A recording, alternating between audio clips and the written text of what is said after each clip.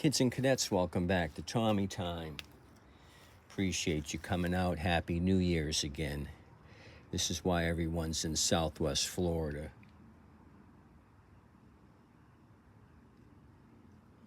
Balmy 84 degrees, nearly 30 Celsius for my Spanish and Swiss viewers. A little chilly last week, that didn't last long. I'm nearly out of my refreshments. I'm going to have to regroup. It's just iced tea. It's too early to be drinking. Anywho, I had sold a push mower last year to a nonprofit agency. Gentleman come out, nice guy. He bought I believe it was a Craftsman with a rusty deck. I had patched the top of the deck with some AC foil tape, ductwork tape. Anyway, he seemed happy with that. He just reached out to me yesterday and said, hey, I got an edger and a blower. Would you look at them for me? He said something about cracked primer bulbs. I said, sure, they're not my specialty, but I'll look at them for you and see what I can do. This is what was on the blower. This was what was left of the edger. So the machines look, fantastic, hardly used. It looks like Harvey the homeowner usage, not commercial use by any means. So let's discuss the primer bulbs, since I just showed you what came off of these, and then I'll show you what I did to change each of them out. The Stihl primer bulb, their original number,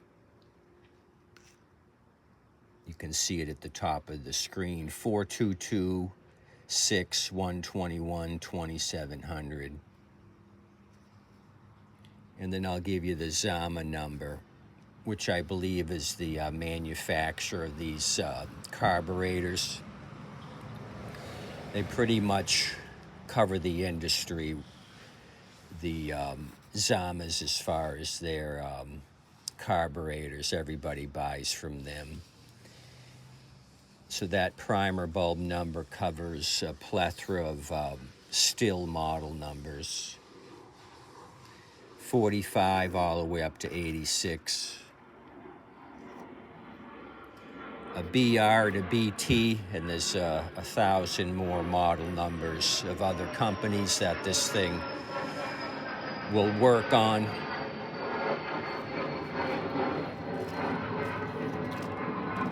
So I buy them in a 10-pack. I actually had these on hand because they're so standard. You find them on all kinds of different blowers and weed eaters, edgers. So for a couple bucks, you can get a 10-pack, and it's well worth it. Or you can buy them individually for a couple bucks. The big box stores may even carry them. Lowe's and Home Crud.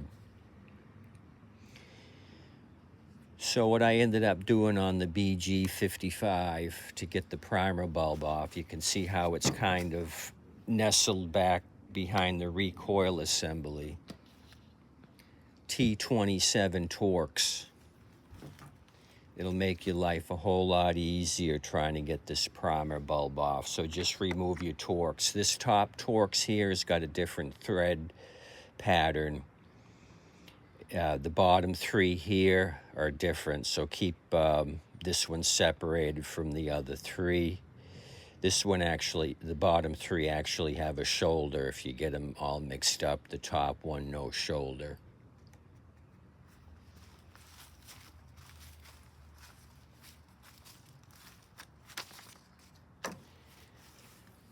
So if you have a newer looking machine, this might not be an issue.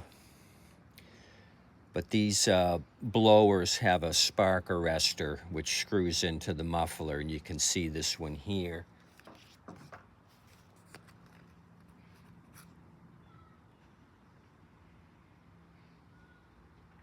is clear, the screen is clear. If it's a well-used unit, oil deposits in this screen will block this up, and you have no flow of air through the exhaust, and this thing will not run, or it will run very poorly. What you can do is buy another arrestor or take a torch and burn off all that extra 2-cycle oil. What happens is these don't run hot enough to burn off the oil that's trapped on this spark arrestor. So that was the first thing I checked, is to make sure this wasn't plugged up. It'll make the unit run doggy or not at all. So if you're messing with the BG55 on up to 86, check out this arrestor. You have easy access to it right here in this cutout. The arrestor is threaded right in that spot. So you check that out, make sure that's clean. So when you're doing the bulb, just remove this. It gives you access to these funky bottom screws here that you might not be able to reach. And then just put your Torx back on once your primer bulb's installed. Just torque these evenly. Don't start in a counterclockwise or clockwise position. Start at one, go opposite, and then opposite again, and then back and forth. Crisscross applesauce. So that's that. Let's come over to the KM55RC. This edger's in nice condition as well. And that would take the same primer bulb. I use the same primer bulb out of this 10-pack to do the edger. Like I said, you'll find 1,000 different applications for this primer bulb. So quick and easy fix.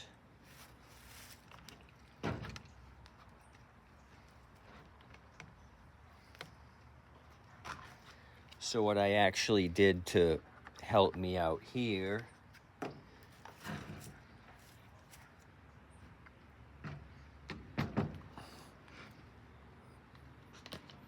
I got to get this where you can see it.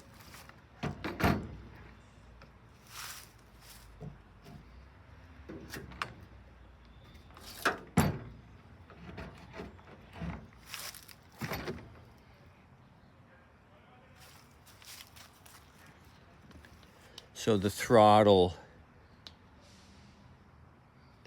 cable actually comes up and kind of hinders this screw right here, getting it out.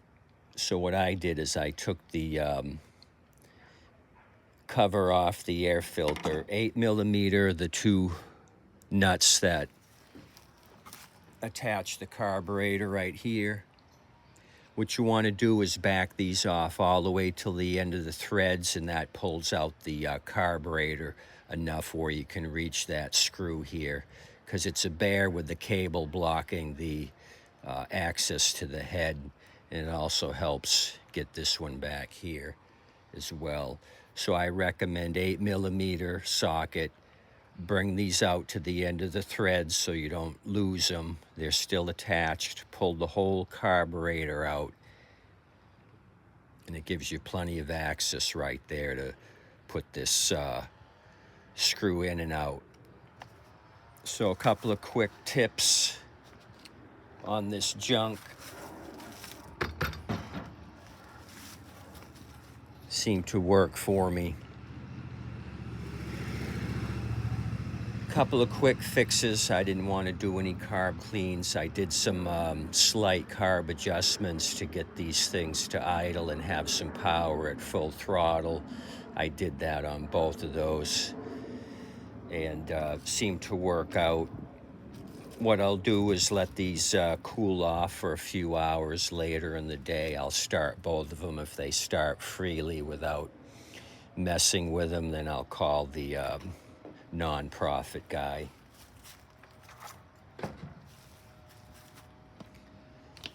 So I think the nonprofit guy has a handyman that volunteers to do the yard work, cutting the grass and stuff, so he probably didn't have any experience with these two fine beauties. So luckily they're rectified. I can call the gentleman. He can come out later today if both of these start. Like I said, they're both in great condition, probably hardly used. Harvey homeowner usage, not commercial usage. So that's a quick, a little change from my New Year's Eve mower extravaganza. I'm still plowing through those. We still have flat tires on the Craftsman, which I got to check. I'm going to clean up the rim, see if there's any rust on the rim making it leak, and then if that doesn't work, I'll get a inner tube for those. So a lot going on at Tommy Time. I'm going to throw a lot more videos at you this year. Please like and subscribe. I would appreciate it. If I come up with any other interesting two-cycle stuff, I'll throw that at you as well. And remember, as always, tip your waitress and waitstaff. They absolutely need your help this year. Have a good day, and come back and see me. Thank you.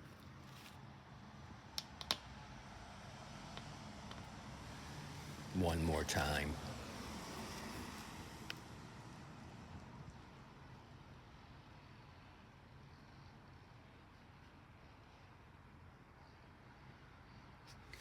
Let me know what you think of the iPad 9th generation I'm using.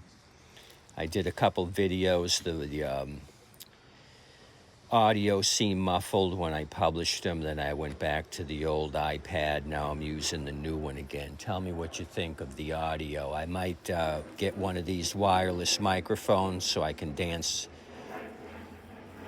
upside down and still be able to communicate. Have a good day.